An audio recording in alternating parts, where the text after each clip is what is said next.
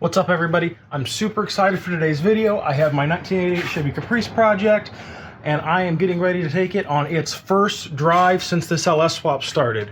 The LS swap is pretty much done. I've got several little things that I'm going to get done tonight, and hopefully I'm either going to be driving this car tonight or I'm going to be driving it this weekend. So either way, you'll see that in this video. I'm going to dive into it now. All right, so diving into this thing, I've got a little bit I want to do with the AC before the hood goes on. I've got to get the wheels on. I've actually got to shorten these wheel studs. I've got a ton of little things to do. But first, what I want to do is I want to give you a quick overview of the car for those of you who haven't seen it yet. I've had this car for almost 8 years now. It's been honestly a constant evolution of changes. Originally, I got this car because I wanted a project car. I wanted something carbureted. I thought, in my infinite wisdom, that this thing was going to just be pretty much plug and play, ready to go, super easy to find problems, super easy to fix. I was 19 then, and I was wrong. The reality is that these cars came with a computer-controlled carburetor on them, the worst cam profile possible, and a really crappy computer-controlled ignition system that was junk when it was new.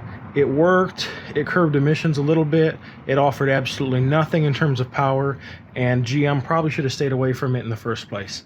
So what was the answer to that? My answer to that was I put a Holly Sniper on it. I put a different engine in it. I put a 350 in it, it had a 305 in it, I did a bunch of things.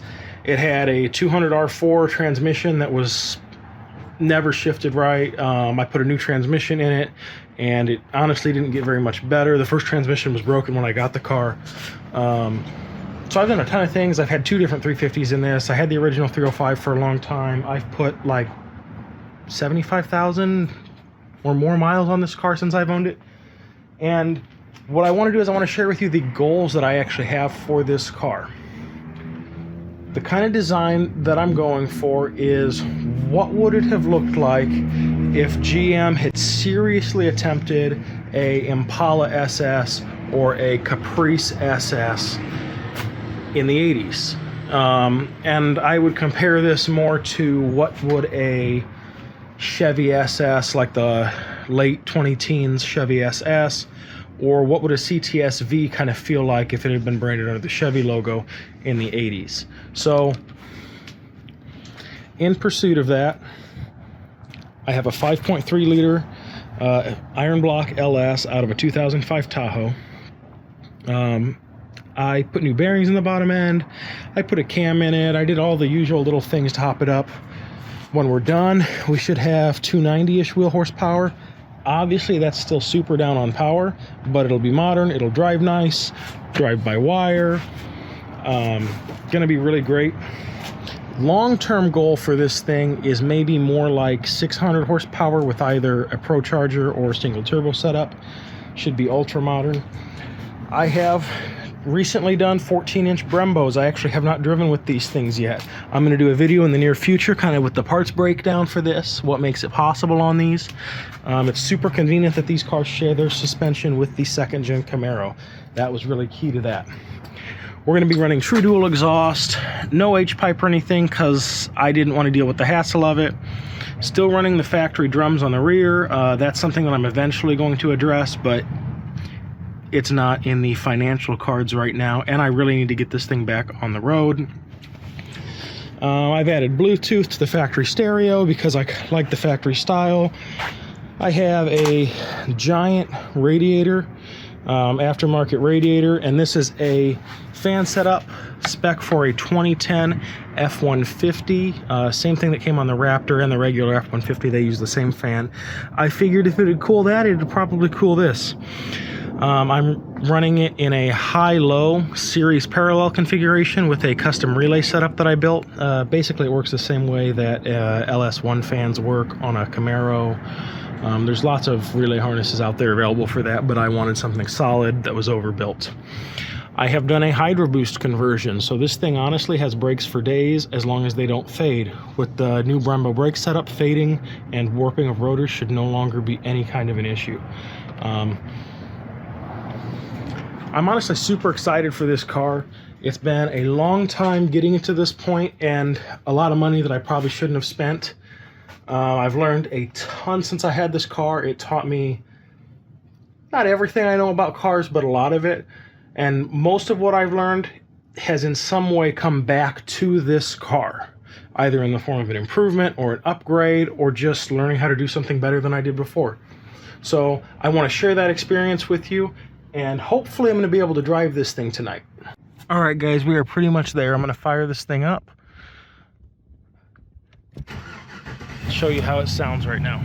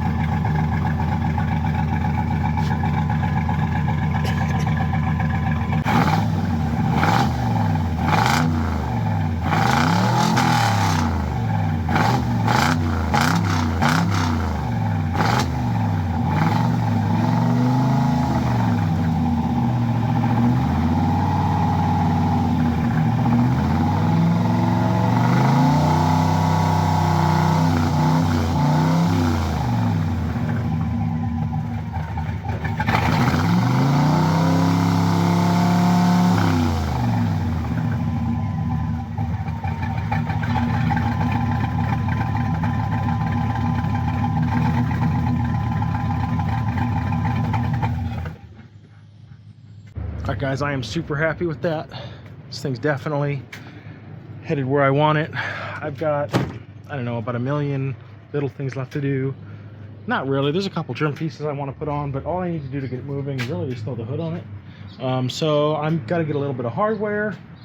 I got to run and get Loctite because my Loctite is all dried up and I want to be safe when I'm putting these wheel spacers on. But I'm going to run and grab those two things, and I don't know if I'm going to drive this thing tonight, but I'm at least going to back it out of this space so that I'll be able to get easy access to it tomorrow. All right, guys, here's the deal. I thought this thing was reporting when I was getting ready to leave the driveway, but it wasn't. So I am on my first drive. I stopped at the auto parts store. I got some steel wool so I could get the watermarks and a little bit of overspray off the windshield so I can actually see where I'm going.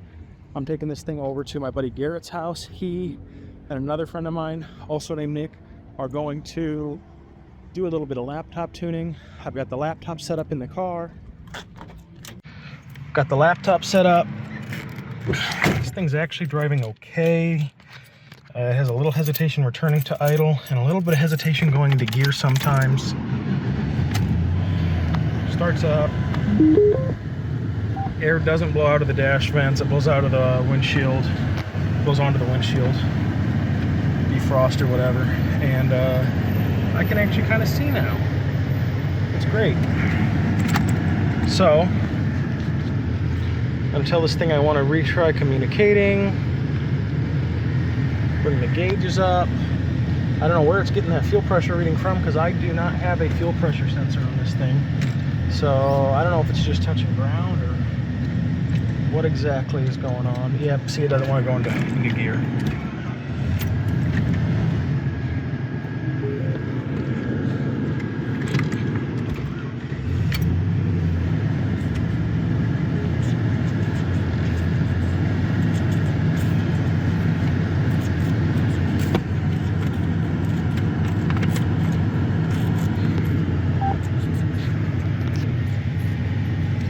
And my laptop's acting like it wants to die. Let's see if I can get this thing to go into gear. Oh, come on.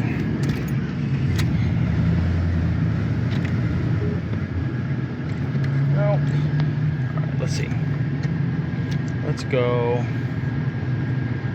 to my idle.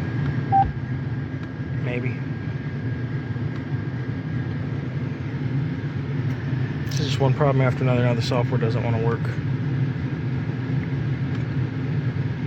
It'd help if this laptop was less than 100 years old, probably, but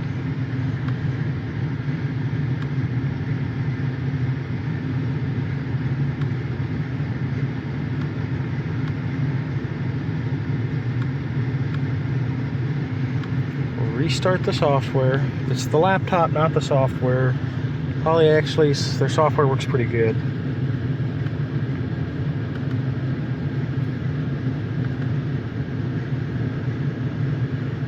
Sometimes. There we go. Probably opened it 10 times now.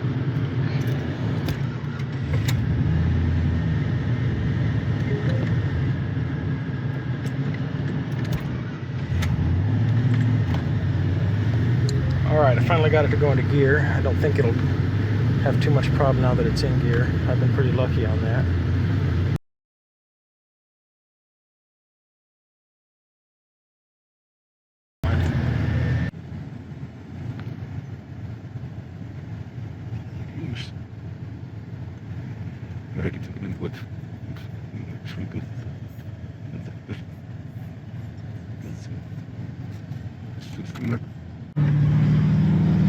So aside from the idle, this thing seems to run pretty well. There's a few issues with it. The brake pedal is slow to return, so I actually had a spring that I threw on there to make it return better.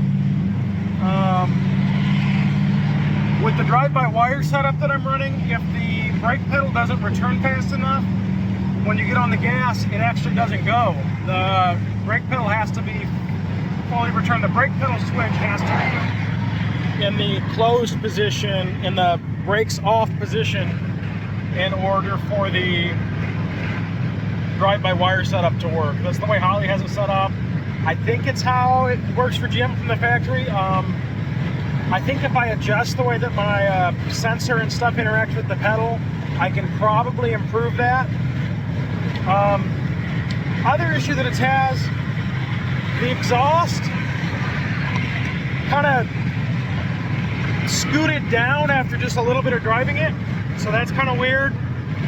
I think I need more hangers. I've ordered some stuff to kind of rework the front half of the exhaust system. The rear half is set up actually really nice. It's bent the way I want it. The kit that I bought was really nice, but the front half was for a 94 to 96 Impala SS, and that car is just a little different than the way I have this set up with the LS in it, a different cross member and stuff. The headers come down on a different spot, and it wasn't going to work. I've ordered some stuff. I'm going to try to put an exhaust together. It would be super cool to be able to put an H-pipe or something on this setup, but that's not really a priority, so we'll see if that happens. I have some ball and socket style flange collectors that are going to go behind the mufflers, and I have the 3-bolt style flanges up at the front, so I feel pretty good about having it the way that it is.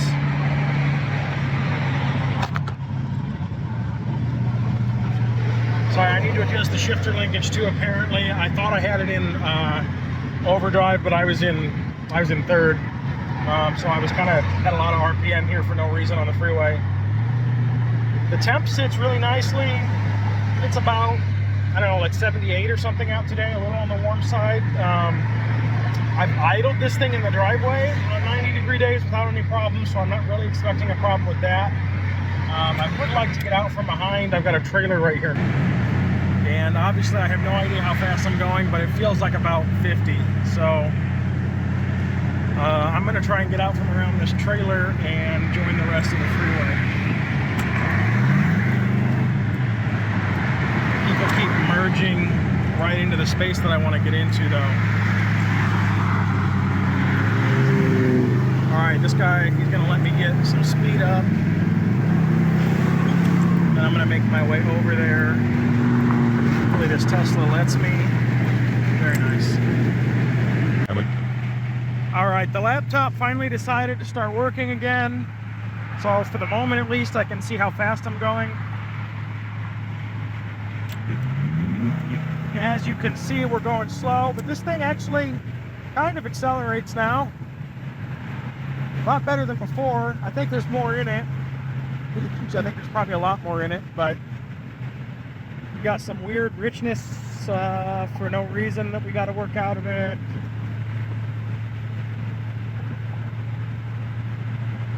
Seems like the AFR bounces around a lot for a multi-port injection setup.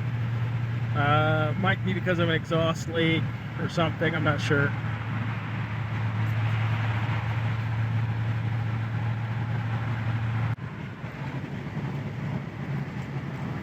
Can't eat it.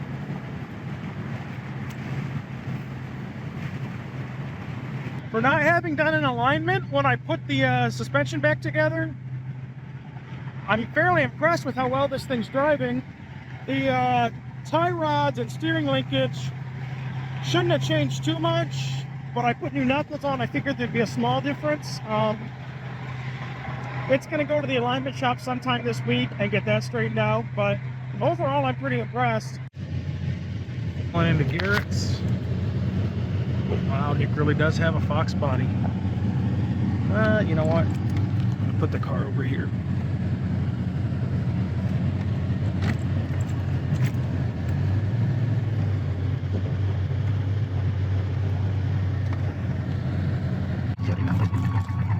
Alright guys, I got that awesome fuel pump wine back here. We're gonna drive this thing, see if we can get it tuned a little bit better. See what happens.